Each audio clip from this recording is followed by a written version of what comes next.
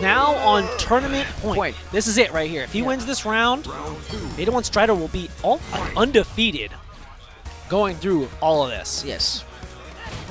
Nice jab. There's the jab you need to do to stop the dive kicks or the drop kicks, but doesn't do that one. Strider also used to play Kami. Right. Yeah, at the beginning of the season 1. Yeah, and season 1, yeah. Nice. Again, confirm. What's the mix-up, level up, pierce. Punch. Oh, he did for mediums. It's inactivated, it doesn't matter. I think he's dead. Not yet, but it has one mix-up. Goodness. Oh, command grab, and that's wow. it. And that's it. Strider is our Norwest Majors 11 champion.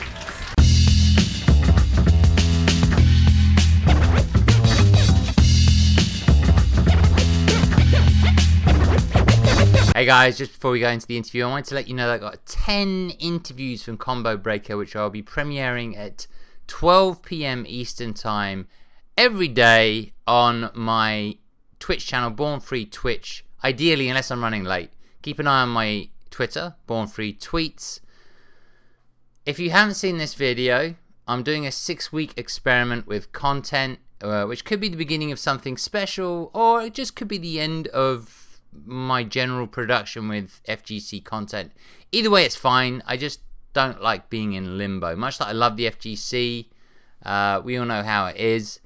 If you want me to be that FGC guy who, for instance, interviews one person, you know, every weekday, for instance, on Skype or what have you, I will let you know at the end of the video how to lend me your support more directly.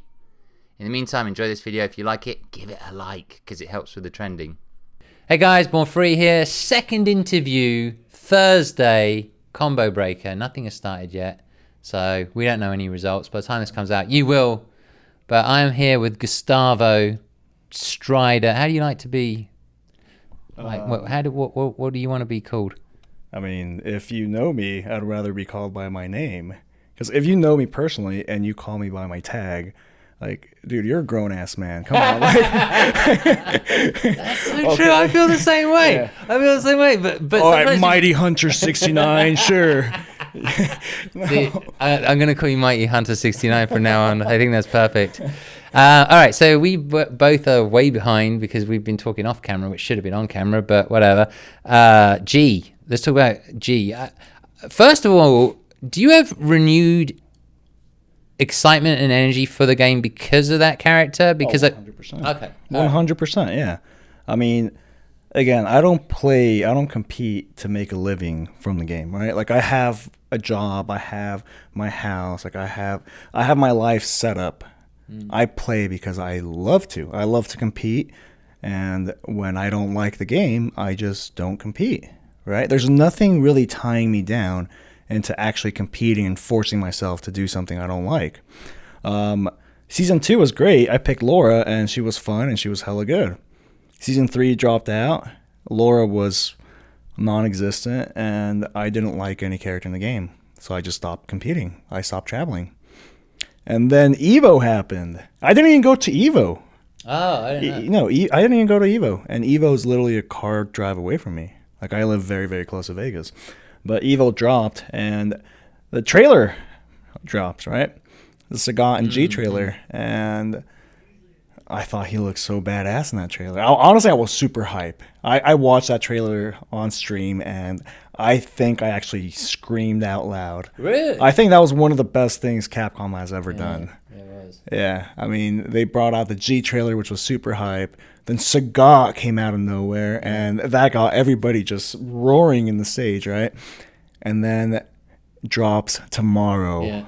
Ooh, I still get chills thinking about that. I mean, after all of Capcom's, just terrible mistakes, like they really pulled that one off. But anyways, that happened, and G dropped tomorrow, right? And I picked him up. I tried him out in training mode, and I thought he was really fun, and here we are. So a lot of people think of G, and I remember talking to Nemo about it, right? And Nemo was, I don't know if the translation was spot on, but a lot of people tend to think of G as kind of like he's kind of a bit weak, and then all of a sudden he pops like his V trigger, and he's crazy and over the top and broken, and there seems to be a lot of like differing points of view about this character. Like, do you think there's a lot of misconceptions about the character? 100%.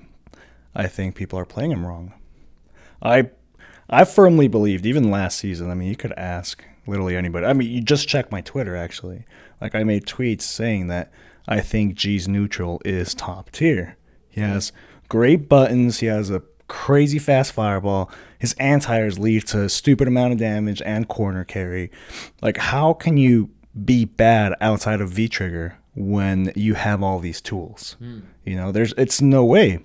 And I see other people play him, and then I realize, like, oh, they're not playing neutral. They're just doing shit. Okay. So, of course, if you're playing a character that has great neutral, but you're just doing shit, the character does not work like that. The character cannot be like a rush down, in-your-face character. He's too slow for that. His dash is way too slow. He doesn't have normals, like forward-moving normals that are plus, like Bison, for example. Yeah. A piece of shit character. Yeah. Like Bison or you know, a fast dash like Urian, or, you know, things like this that keep you in. Once you're in, they just keep you in. He doesn't have that. Okay. He gets in, he does a string, he makes you guess once, and then it's back to neutral. Okay. So you cannot play him like a gorilla because he does not have the tool set for that. Right. So you have to play a smart neutral with him. Okay. And people are trying to force this character to play like a gorilla, but it does not work. So that's why I think that's why they see him as weak, as having a weak neutral, because they're not trying to play neutral. Okay. So you need some patience with him, basically. Yes. So, all right, that's actually answered a lot of questions in regards to general strategy and all that sort of stuff. Do you think there's anything they should change about him? I think the character's perfect. I think I like G right now because he has a very high skill ceiling, right? He's not a character you can just pick up and play and do well with. Okay. Like, people have tried that and they lose. So I like where the character sits right now. I mean, his V trigger is a little absurd, but what V triggers aren't? Right now, what top tier V triggers aren't just ridiculous? Yeah. I mean, if we think about that, like, there's a lot of just craziness happening in the game, and it feels good, right? It feels good to finally have, well, not finally, because Laura's V trigger was also ridiculous, right? But it feels good to have a character that has those tools that top tier characters have had this entire time.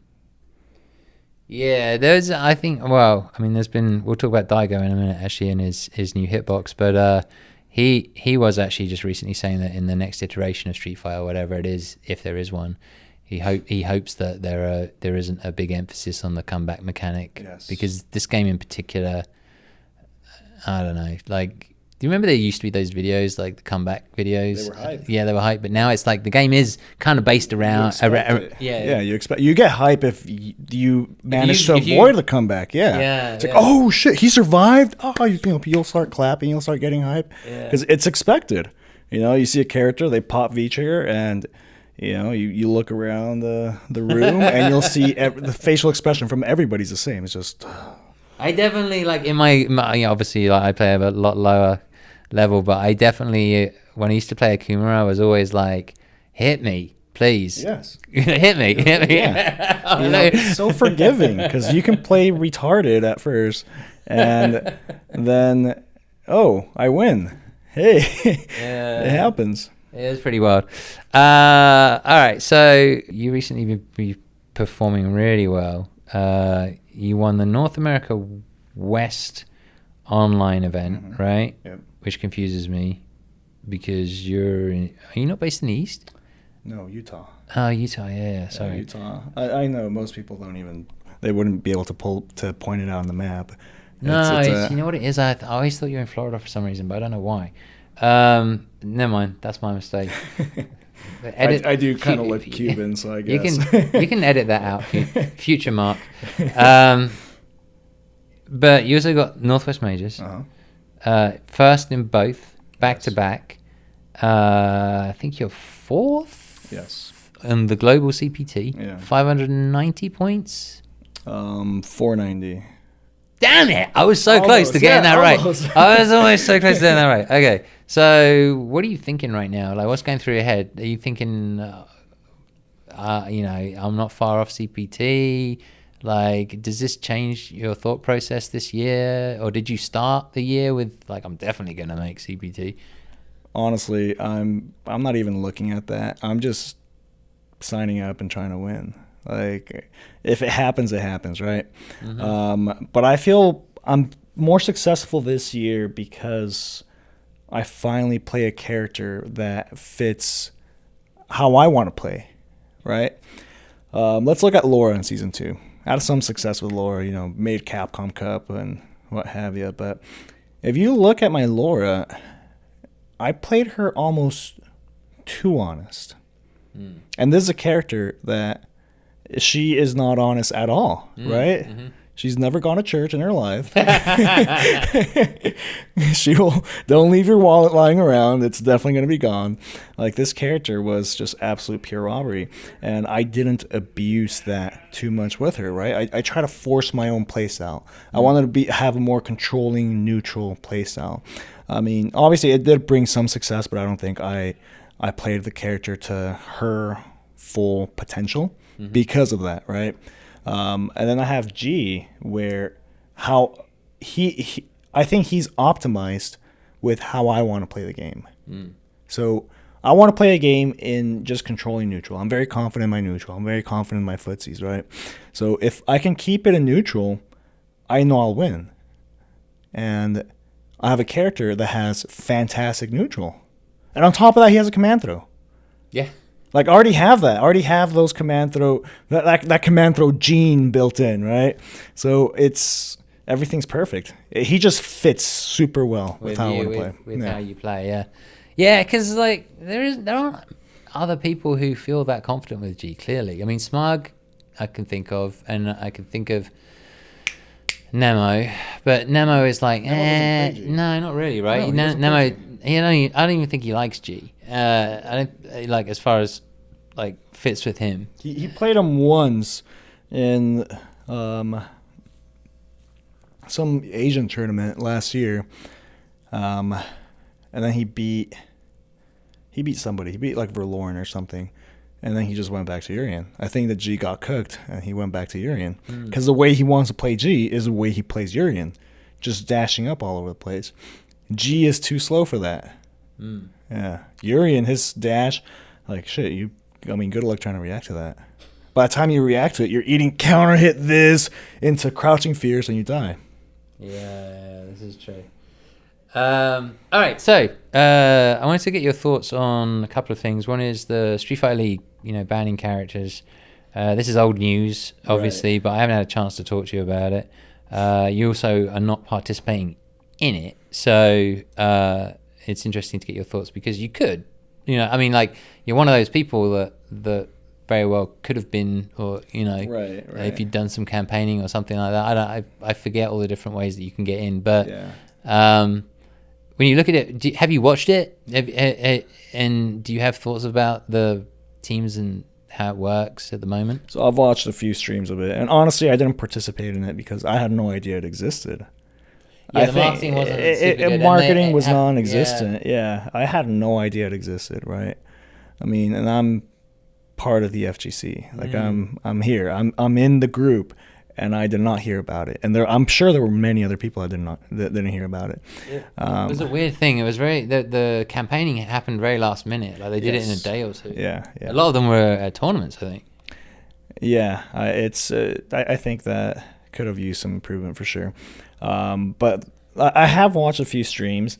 The whole banning characters, I feel like this idea came from somebody that doesn't play fighting games. I think it came from somebody in a boardroom somewhere. And they're like, they ban characters in League, they ban characters in, other esports titles. Why not Street Fighter? It'll spice things up.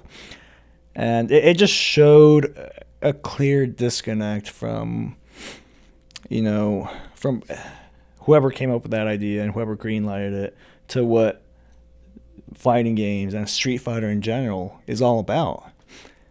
You rarely see people with multiple characters, right? Because learning a character in this game is a huge investment, and you pour a lot of you into this character. Like you learn all the situations with them, obviously the combos and the hit confirms and all of that. But anyways, that comes after countless hours of just grinding out these characters. It's not like League where these characters, they kind of play similar and mechanics are all the same. It's just different ranges and different roles and what have you. But it's a completely different playstyle altogether. It's when you tune in, you want to see, at least me, because when I watch, I'm watching as a fan, right? I'm a fan. I like watching top players play. But when you tune in, you want to see these top players play unhinged at their max capacity. I don't want to fucking watch Idom's Birdie. I want to watch his Laura cook people.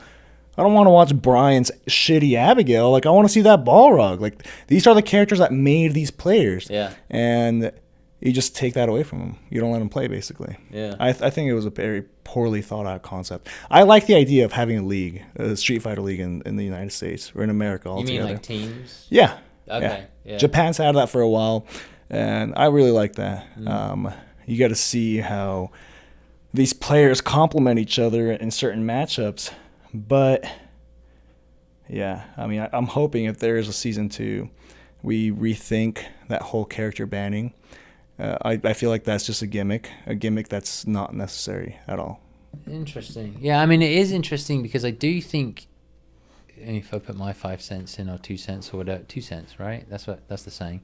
I don't think it's aimed at the FGC, right? Like, I think it's aimed at trying to recruit other people to kind of watch this spectacle, right? Right. But I don't think it has necessarily reached them, like, because obviously the marketing and the budget and all that sort of stuff, I'm not sure that, I think it's an experiment of some sort. Right. It feels like that, right? Even though it has a season 2. But the thing that was concerning me was that Punk was actually winning. So there's a way of, because you don't die, like you had this initial bit where it's like, okay, this is really important. The lineup is really important because this person will play this person, this person will play this person. And that kind of makes sense, like, if you stop. So if you go, the 3 matches are done. Right. And then it's actually the team and their lineup. So the emphasis is on the team and the lineup. Right. But if you keep going, like, literally Punk was undefeated until the last.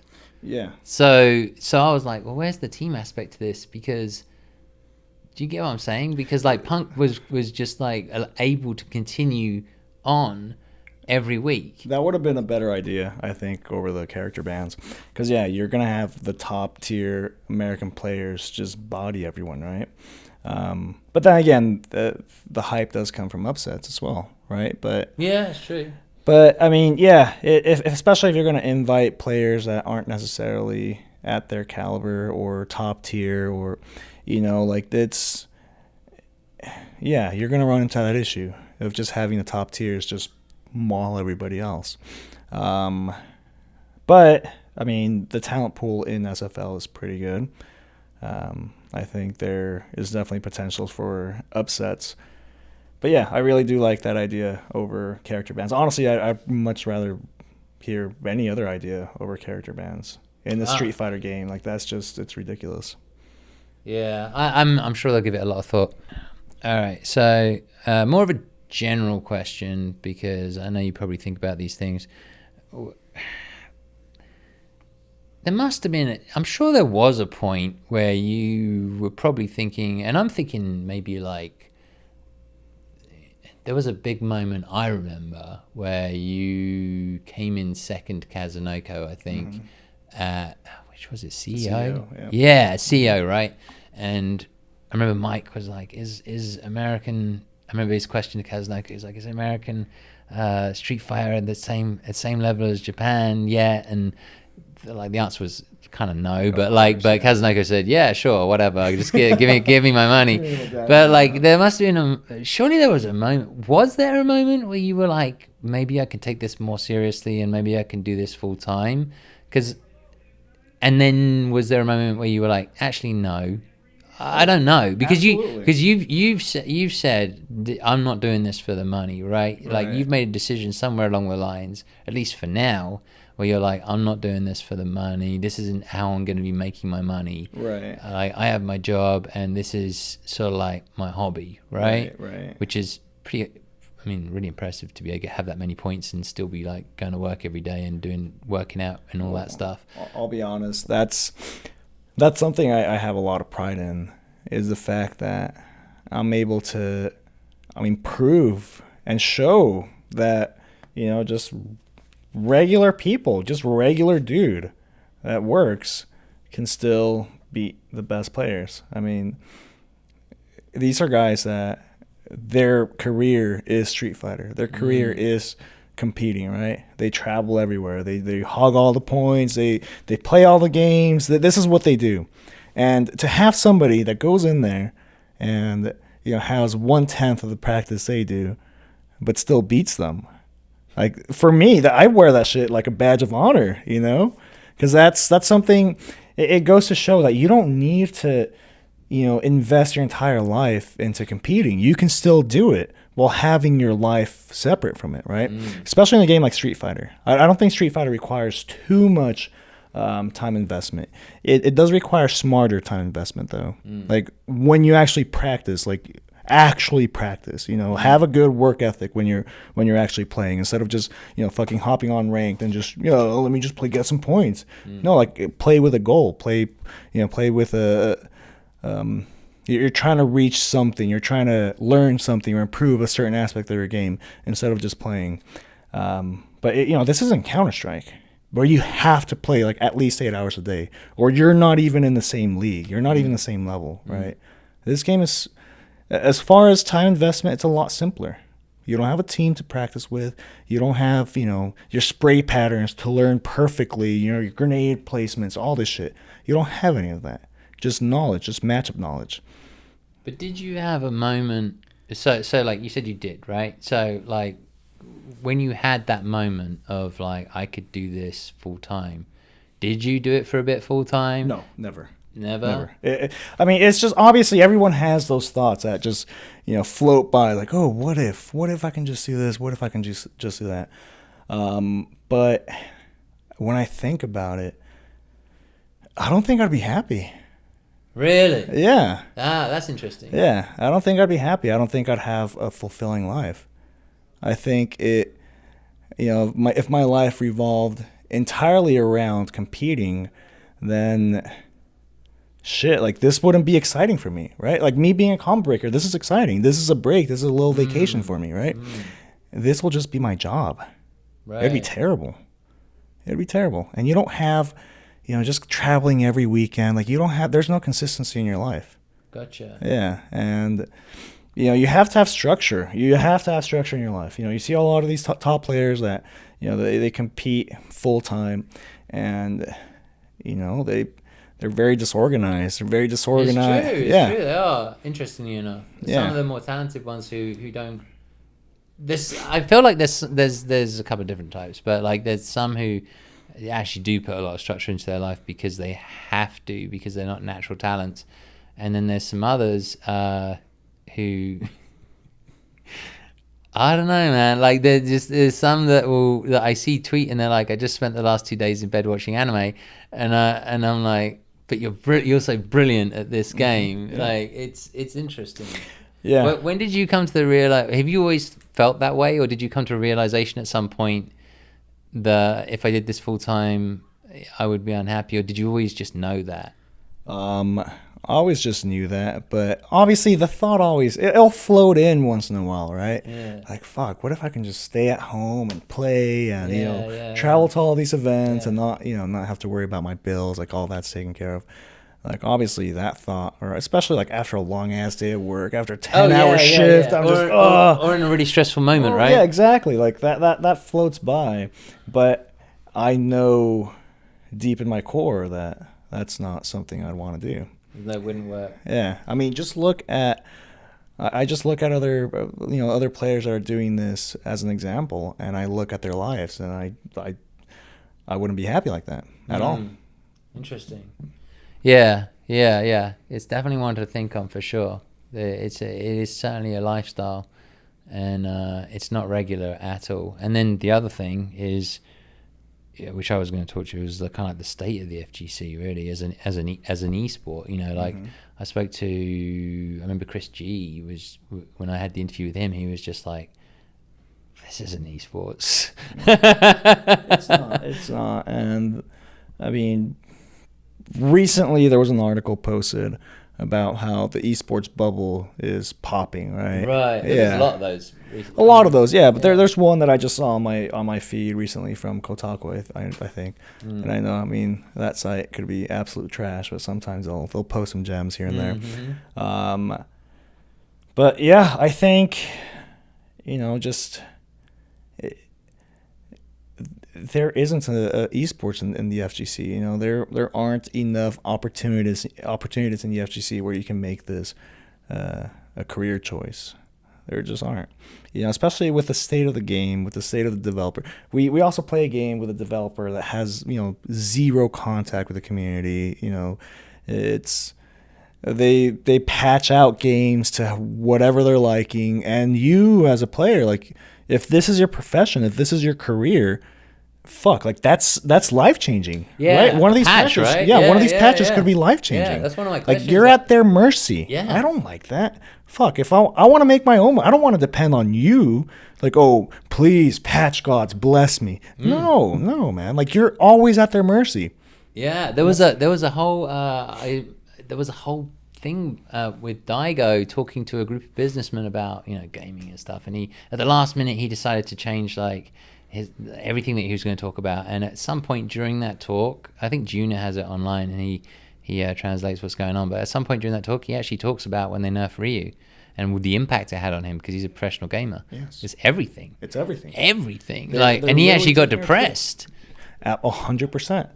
I mean, you could try to sugarcoat it, you can try to deny it, whatever the case is, but we are in a patch time frame where you will be severely affected by these patches. If these patches butcher your character, you're done, right? You're done, or you take a huge hit early on in the season while you're trying to learn another character, and that's even if the character fits you, right? Because not every character is going to fit you like a glove, regardless of how talented you are. You're not going to be able to make every single character work.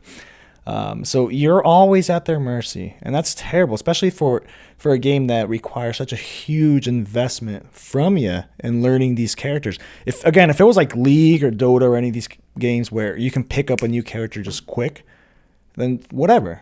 But it's not, right? I mean, sometimes it takes months to learn these characters, and just to have all that taken away from you, just ripped out, boom, it's gone. That's a huge deal. Yeah.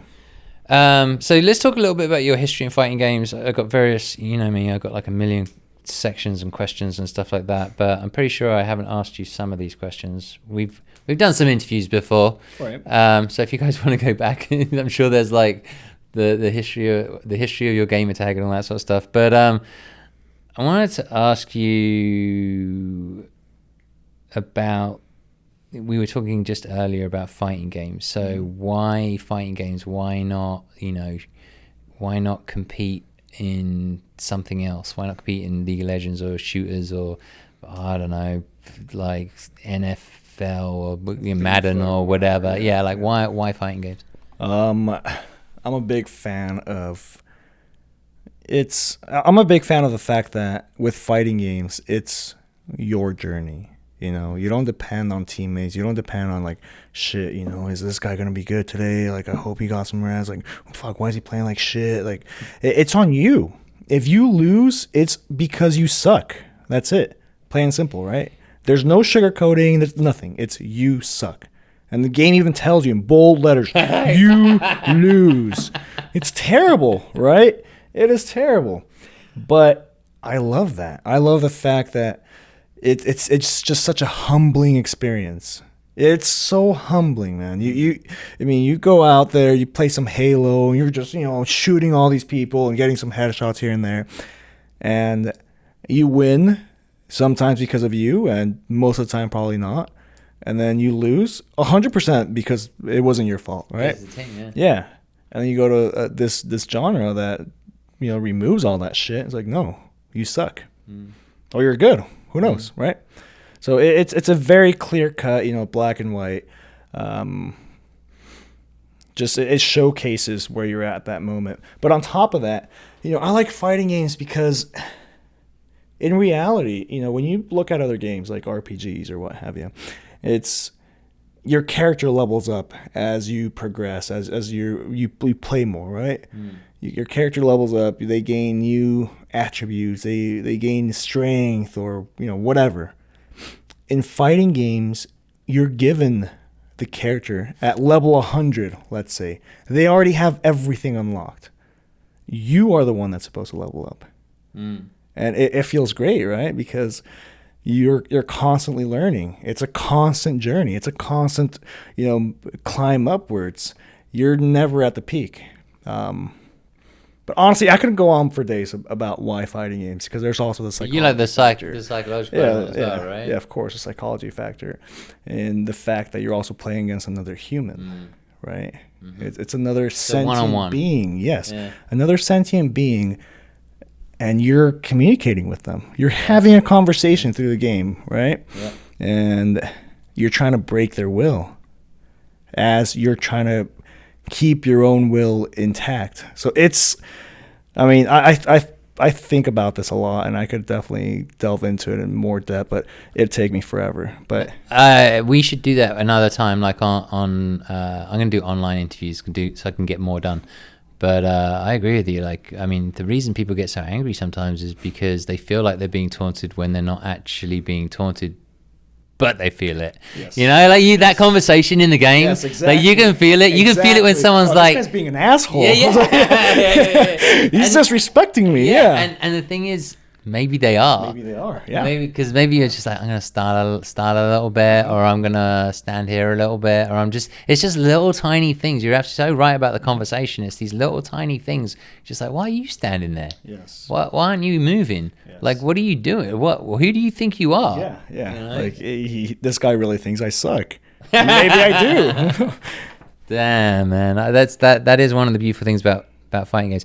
Although I do think in the future, I think they I mean, this is a whole nother conversation. We could go on forever, but I do think that if they're smart, they will start to add smaller incentives in the game where when you, I know this sounds terrible to some people, but like in shooters, you get like play of the match. So you can be awful, but you can have that 2 minutes where you have your moment, and you level up on a billion different things. So it's like, and they're already starting to integrate that into fighting games, but I think they can do it better. And I'm talking more from not from an FG, not from a hardcore player. I'm talking more from a marketing, want to see the games do better type of vibe. Right. But we'll see. That's a whole other conversation. This is why I love talking to you, because we can branch out. Yeah. I just think there are ways to incentivize people, not like the millennial kind of like, instead of you suck, like you did well. Hey, good try.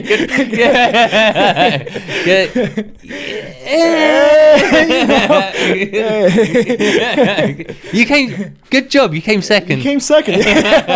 No shame in that. Yeah, no shame in that. And that's not it. But I do think there is an opportunity to incentivize people to, for instance, if you're practicing a combo, like instead of like worrying about whether you're going to win or lose, like maybe you could be incentivized in some way to like when you hit the combo, I'm sure that's doable. When you hit the combo in a game, they're like, you hit the fucking combo, right. Like some sort of incentive to practice like during a match, like achieve something during a match more than just like winning or losing. Yeah, well, in certain games, isn't that a thing where, like, I know Mortal Kombat implemented a bunch of that. I wouldn't be able to give you like specific examples because I forgot them all.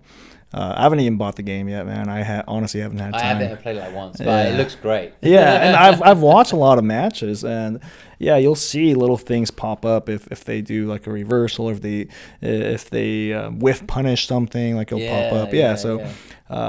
I think that's something that could definitely be implemented. I think it's always been in there. Like there's these little things like reversal and stuff like that, but they're not like celebrated. It's almost like they're not celebrated enough. Or you could just have like a I don't know. I'm spitballing like here, a but badge that says like max damage combo or something like that, right? I don't know. Like or I just frame punish or something that where it's difficult to pull off, and you achieved something. Yeah, like you achieved something on your journey because you're trying to level up, right? And like I think what a lot of players have always said, the ones who've done really well in fighting games, is like I'm not too concerned when I'm training or I'm online about whether I win or lose. I'm concerned about leveling up as a player, and that means like maybe taking, one step back to take 2 steps forward. Right. Like it means like me practicing my defense, or me whatever. So like maybe there are ways of getting the game to help you feel like you are progressing. You do bring up a good point. I've always thought about this. Like, training mode should be fun. It's not fun right now. Training mode is work. It definitely feels like work because it is work. And that's why a lot of people just neglect it. And a lot of people just fall for dumb shit that's been around since season 1, right? Because they've never grinded it on training mode because it's boring as hell. Like, there definitely could be something in training mode where it incentivizes you to stay there, and it makes it fun. Now, what would that be? I have no idea. I'm not a game dev, right? No, it takes people. It takes people a long time to develop these things. Like we're not going to fix it right now or this second. But I think what I'm saying is that shooters have managed to implement a whole bunch of these like individual moments or things where you just come out of the game, and even when you lose, you feel good. Right? Like they just seem to manage to implement these things very, very well, where you come out of the game and you think like, and I know it's probably partly the big part of it is the team aspect, but they sort of like, they go, all right, you're in a team, you lost, but on an individual level, holy shit. Well, that's definitely, I think, mostly because of the team aspect. Because you came in last. Oh, you only had 1 kill and died 30 times. What the?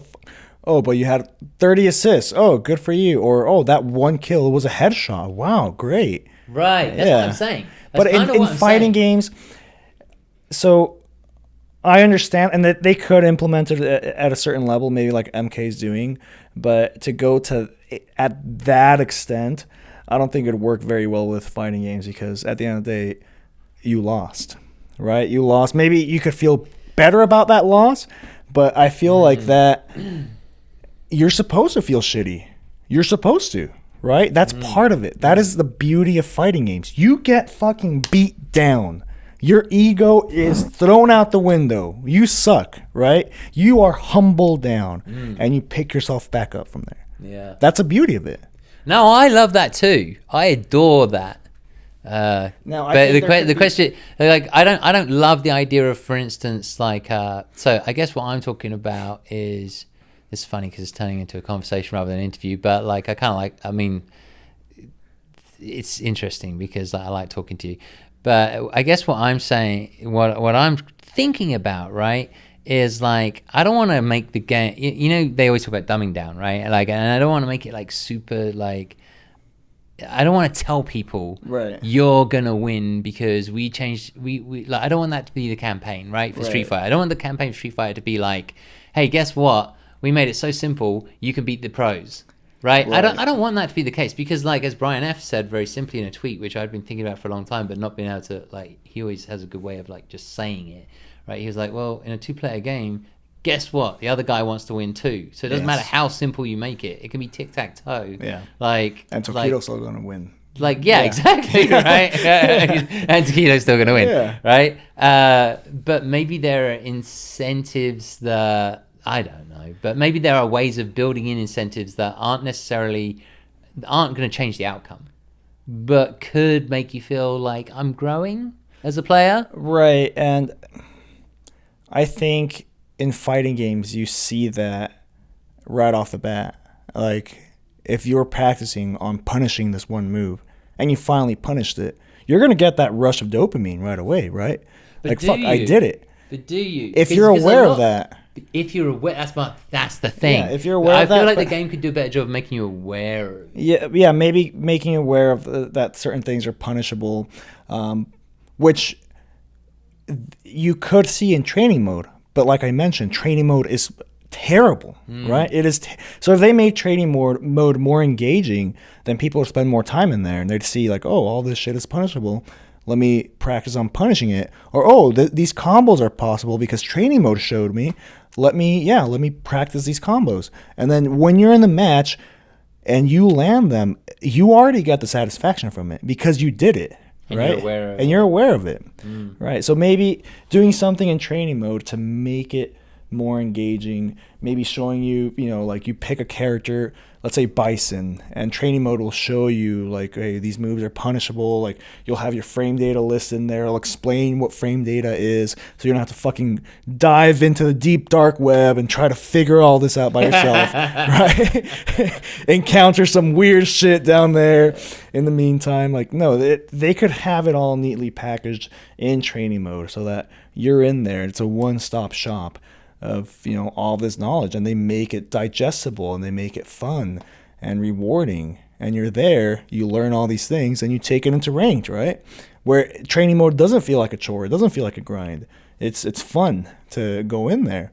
You go in ranked, and you land that one big combo and you feel great about it, or you land that that whiff punish and you feel great about it because you practice it. It would just be great if the console could remember, like, so it knows what you've been working on, and then in the game you get it. It tells you either in the game or after the game, right? And so you walk away with something like I did it in a match. But at the same time, if it's something that you've been practicing, you'll be very well aware of when it happens because that's what you're going for, right? You've already spent all this time in training mode trying to land that one thing or punish that one move. I just hope that in your head you're like, yeah, there's a victory for me. Even if I lose, there's a victory. 100%. Well, I'll feel that if I lose, but I land the one thing I wanted to land, or I punish the move I wanted to, or I play the way I wanted to play.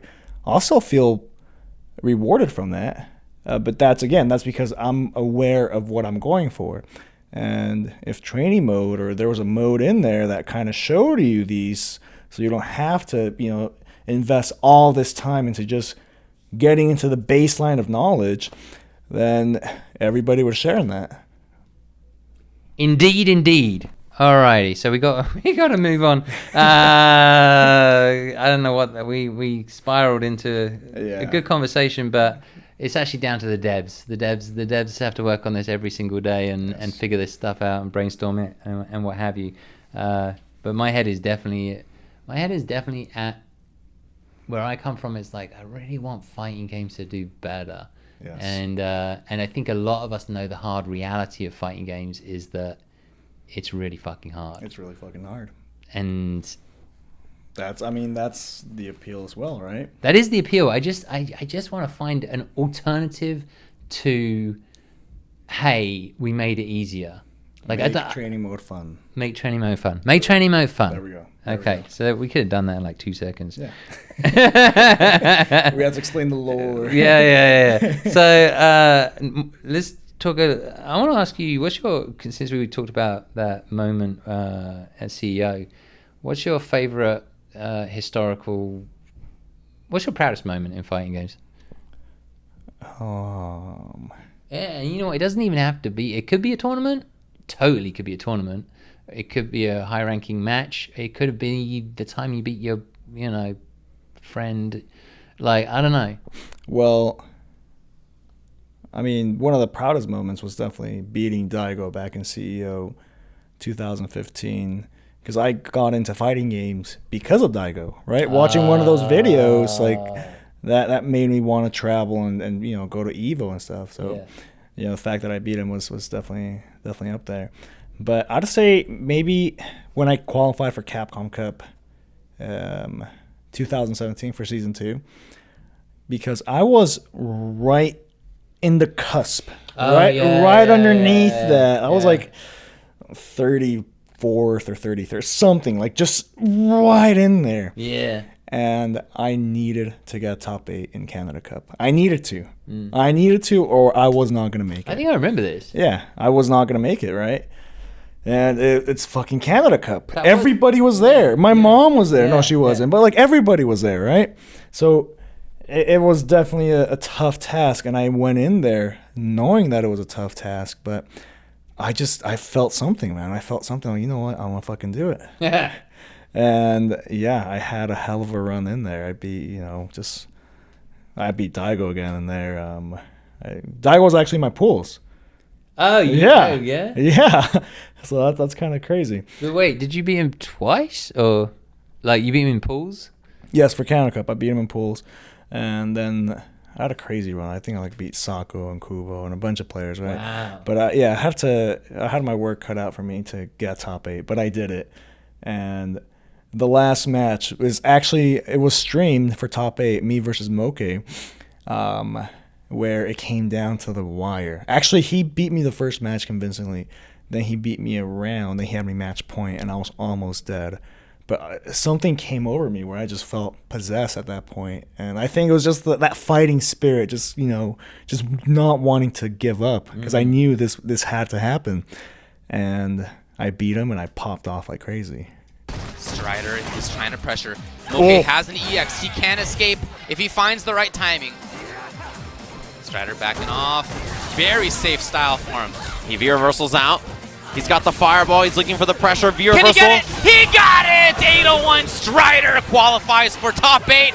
And as a result, it's not just top 8. That is not just a man who made top 8. That's a man who was pretty sure he just qualified for Capcom Cup. That's what he yelled out. He yelled out Capcom Cup. That's got to be a good moment, because if he's done the math correctly, I'm sure that he's in. At that time, I think you had a thought process on Street Fighter V in regards to, like, you like a lot of people transitioned from 4 to 5, and some did it sooner than others, and some it took a little bit later for something to click. Right. And I remember, I think you were on Cross Counter or something like that, and you were RIP Cross Counter, but I think you were talking about like turning your brain off. Knowing when. Knowing when to turn your brain off. I mean, we could say turning your brain off, but knowing when to take I gambles. can't remember what you said. I can't remember the exact words. I mean, essentially, it's about the same, but knowing when to take a gamble, right? That's a lot more important in Street Fighter V than it was in 4. Like, knowing when to take that gamble. Right. People can gamble all day, right? I'll fucking grab some dice and I'll throw them on the floor right now. Yeah. But when? That's something that And was top that one of players those have. moments? Or Yes. no? It was? Yes. It was one of those moments where I just kind of figured it out. It's again, it ties down to the psychology as well. Yeah, like yeah, knowing sure, when sure. you can get away with it. But that was a good run for you. Actually, I round. think all of my matches came down to that. Well, most of them. Like, I know Kubo came down to that. Sako came down to that. Moke came down to that. Like, that last round. And I just managed to clutch it out. Right, so it must have been so that's why in your head it's like that was the absolute That was most pressure, Yes. most satisfying, most fulfilling Exactly. run. Because I had everything. I felt like I had the weight of the world on my shoulders, I have to. I have to. Right. And, instead of cracking, I managed to overcome that. So that was a very proud moment for me. And that's what fighting games are about. That's what fighting games are about. That is awesome. What about other matches? This is kind of one of my new questions. Oh. Kind of. I just haven't interviewed for a while. That's all. I've been asking players about historical matches that don't involve them. Uh-huh. So you said, for instance, I watched Daigo. That's what got me into fighting games. Is there in particular match or a few matches? It can be one or two that you think is just amazing, and it doesn't involve you. It involves other players. Yes, and 100%. Like, I know one. It pops right in my mind when you said that. Street Fighter 4. I forgot, Evo 2010, I think it was. Daigo versus John Choi. Watching that match taught me about neutral. Oh, really? It clicked. I watched that match, and I watched it again. And I started, instead of just watching it just for the hype and like, oh, this is exciting. Oh, he did a cool combo. Which I was still, that was basically year 2 of me playing fighting games, right? In general. So I was still still very new to it. Yeah. I, instead of going that route, like, I just started analyzing, like, okay, why are they doing this? And I started watching all the subtleties of their movement, and it was one of those moments where it just clicked. I was like, oh shit, there's more to this than just combos and cool stuff. Like, damn, they're doing stuff in neutral with a purpose. And yeah, after that, like, I played the game completely different, and I viewed the game completely different. Yeah, it is amazing when you see matches like that. I've had a few of those, but like not like to that extent.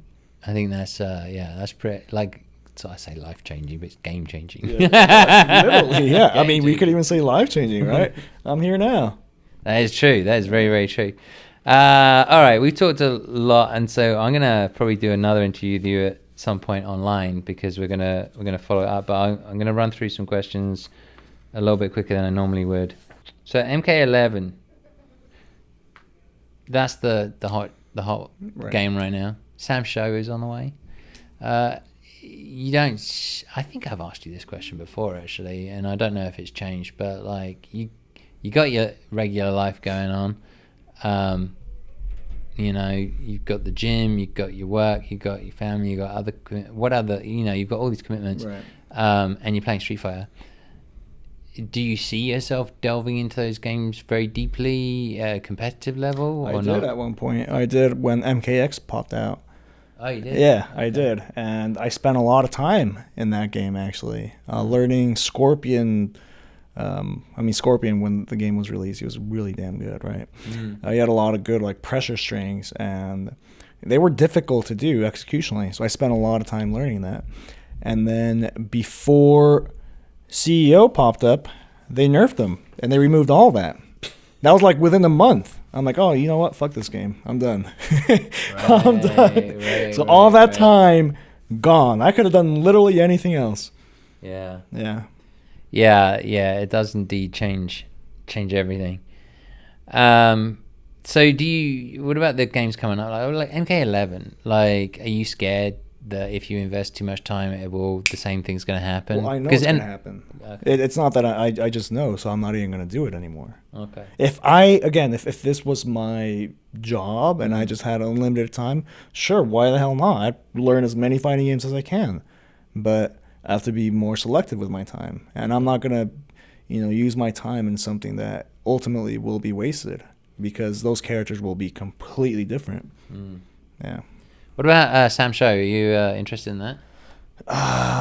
Because the developer of that, I found out from Seth Killian that the developer that he worked with when he was working on Street Fighter 4, the person he respected the most was a guy who goes by Neo G, and he actually moved from Capcom to SNK, and he's working on that game from scratch. That's why it looks like Street Fighter 4. There's him and another guy who are working on that, and he has a track record. He's like his track record for games is ridiculous. It's like Marvel 2, Marvel 3, Street Fighter Third Strike, Street Fighter 4. So the games everyone loves. Yeah. yeah. So I got a lot of hope for this game. Okay, I did not know that, actually. That's the first time I hear about that. I didn't really know. I sort of knew it, but I didn't know that the guy had the track record that he has. That's really impressive. I mean, maybe obviously no promises, but I want to see, man. I'll see. I don't know how much time I'll be investing in Street Fighter 5. I feel like right now I'm at a pretty comfortable level where at this point I just have to invest in enough time to upkeep and maybe work on a few things here and there. You got a good amount of points already. Yeah, but man, with super premieres, you're never too comfortable. You can't get comfortable because literally somebody that has 0 points, if they do well in one of those, like boom, they just kick everyone down. Yeah. So that's true. Well, we'll see what happens this year. Last year, I think you needed about like 1,000. Yeah, 700 in the end, but like 1,000, you were pretty safe. Comfortable. Yeah. It'll be the same this year, probably. So 490. Halfway there, kind of. Yeah. We'll see. I think so. Oh, you know what? Let me ask you this question, because I've always find this one is either enlightening or just not. That's kind of how some of these questions go.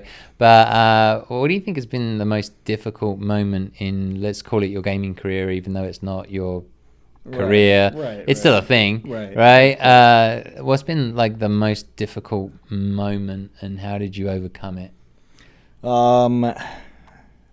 well, outside of the Canada Cup run that I had, which was, if we look at just the logistics of it, was definitely the most difficult. I'd say just balancing work and Street Fighter, really. And I have it. That's a constant thing. It's not one moment. It's just a constant, right? Do you have this? So I already asked you, like, do you have like the moments where you want to go pro? Do you have the moments where you go, I just want to walk away from all of this? From Street Fighter, rarely. They do pop up, but then like they disappear in like 2 seconds. Okay. Yeah, I can't. I just can't. I'm addicted. You're addicted. I'm a junkie. I Yeah, can't. yeah. I love this. I actually love this. Yeah, just balancing work and Street Fighter, trying to stay relevant in Street Fighter while, you know, attending my other responsibilities. That's always been a struggle. I feel like I have it down pretty well right now, but it's not easy at all. Like, I have to count the hours, basically. Yeah, I have to make every hour count in the day, and it's exhausting. I know, I'm sure it is. Yeah. No, I understand that. Yeah, it's a lot. It's ridiculous, really, to be honest. You talked a little bit about Counter-Strike. Sounded like you knew a fair bit about Counter-Strike. I do, yeah. Yeah, why is that? I like the game. Big fan? Yeah, or like you play a lot? I used to play quite a bit, and I follow the scene here once in a while. Like, I'll watch some majors, and I enjoy watching it. I enjoy playing it too. It's a good game. All right, so let me ask you this question. This is a brand new question. So I was talking to somebody about this earlier, right? Remember when Sonic Fox recently won Esports Player of the Year? Mm-hmm. You know, and I don't feel like anybody from the FGC doubts how incredible he is, right? Right. And then Simple was this Counter-Strike player, right? And I don't Counter-Strike God. Counter-Strike God. Okay, Yes. well, here we go. So this is why I'm glad I'm asking you this question, right? So you're looking at a Counter-Strike God and a fighting game God, right? Like, well, young fighting game God, right? Right. What did you think about his tweet? He tweeted out like, you know, I don't get it. Like, fighting games, I have to work with a team. I have to do twice as much work. Blah blah blah blah. Like, how did you compute all of that? Did you follow it? Yeah. To be fair, Simple's not wrong. It is much more difficult to be a top player in Counter-Strike than in fighting games, for sure. Let's just take the player pool in general, right? There's way more people playing. So right off the bat, it becomes more difficult. But on top of that, obviously the team aspect and the game is just more difficult overall. Everything's more difficult, right? And a lot more unforgiving. In Street Fighter or in fighting games, I mean, you get beat up, but you can still make a comeback. I mean, you lose a pistol round or a crucial round here and there, and that could be lights out. So it's a very unforgiving game. But he was definitely a dick for even pointing that out. It's like, dude, just be a graceful loser and, hey, congratulations, and then walk off. That's it, right? There's no point in that. There's no point. Why put yourself out in the spotlight like that? Just being an asshole. Just chill. Hey, congratulations. Walk off. You know you're godlike. You know you're making millions or whatever the hell you're doing. So, yeah. Yeah, I mean, I think Ryan Hart actually talked him through fighting game psychology and all that sort of stuff. So he got a little bit of a better sense of what went into it, because I don't think he had a clue, because I don't think he'd ever played them or had any idea. But yeah, it's interesting. So do you ever have time to you watch Counter-Strike, or do you ever have time to play any other games outside of Street Fighter? I haven't played Counter-Strike in a long time, but yeah, I'll watch some streams here and there for Counter-Strike. If work is slow, I'll pop up Twitch and see what's going on. That's where, like, sometimes I'll stream during the day, and I'm like, where are you people coming from? And they're like, I'm at work. Yeah. Like, oh, okay. I'm one of those. Fair enough. I don't know if I've ever asked you this one before, but you're a pretty positive person, I think, in general. Like, like you can't not be to able to make work and like the gym and Street Fighter work, and you have to be positive in fighting games, otherwise you have to have an element of, you have to be able to switch on some positivity at some point, like, because that's how fighting games are. Do you have like a quote or a mantra that you live by? Like, is there something that you think about when you think about life? Like a way of being. You know what I'm saying? Like, you know, like life is meant for this or whatever. Here's the thing, man. Life is short. Life is short, and every day counts. So you can't just waste time doing shit you don't like. You know, like these days, you'll never get them back. Whatever's going on right now, you'll never get it back ever, right? Money, you'll get that back, but time is it's a finite resource. You got to use it well. That is good advice. All right, so I think we're gonna wrap up. I feel like, obviously, I always feel like I could talk to you forever, and you always, for some reason, you ignite me a little bit when I'm like in interviews. Normally, just like I just want to hear, but then I'm like, let me like this. But maybe we'll do another interview soon, online or something like that. And but I do want to thank you. This is the awkward part because we're always so close together. Like the handshake thing is. I go for the handshake, and the but yeah, that works too. It's fine. Yeah. But where can these guys find you? Follow me on Twitter, 801_Gustavo. I'm pretty sure. You know what? The link will be down below. Yes. Twitch, whenever I get back to streaming, 801 Strider, no space. Instagram 801 Gustavo, and yeah, I'm just posting shit in there, just shit posting all the time, fitness stuff, fighting game stuff, you know, what have you. Sounds good. All right, well, it's been a pleasure, and good luck this weekend. This is obviously, you guys will know once this weekend is over. Yeah, hopefully I come back a champion, or you know, I'll drown in pools. Who knows? Yeah. Who knows? Hey, this is the life we choose, right? Well, this is a game we play. Better do it now before they nerf G. He's low tier. They might buff him. It's true. They might nerf his V trigger though. I guess we'll see. Anyway, we'll say goodbye to these guys. See you guys. All right, peace out, guys. Hey guys, little outro from me. If you enjoyed the interview or any content that I do, I'm not gonna sugarcoat it at all. YouTube is abysmal right now, particularly in the FGC, for making any type of ad revenue. So I do actually need direct support from you guys, direct financial support. Again, no sugarcoating, guys. This is it. Last chance saloon for me. So you can support me via Patreon in the link below, or you can come to my stream. You can support me via Twitch subs or donations. Again, links below. I stream pretty regularly. Big thank you to my patrons that are on screen right now. The trend is going up. More and more people are joining. I will verbally shout out Domingo, Steven Sense, Terrence Harris, and Alan Cabada for being my top 4 patrons. But all of you are making a difference. You have no idea. And like I said, the trend is only going up, so that's really looking good at the moment. Twitch subs and donations, you guys get shout outs on stream, of course. Now, this is all part of a 6-week experiment. If you haven't already watched the video will be at the end of this video. You can click on it.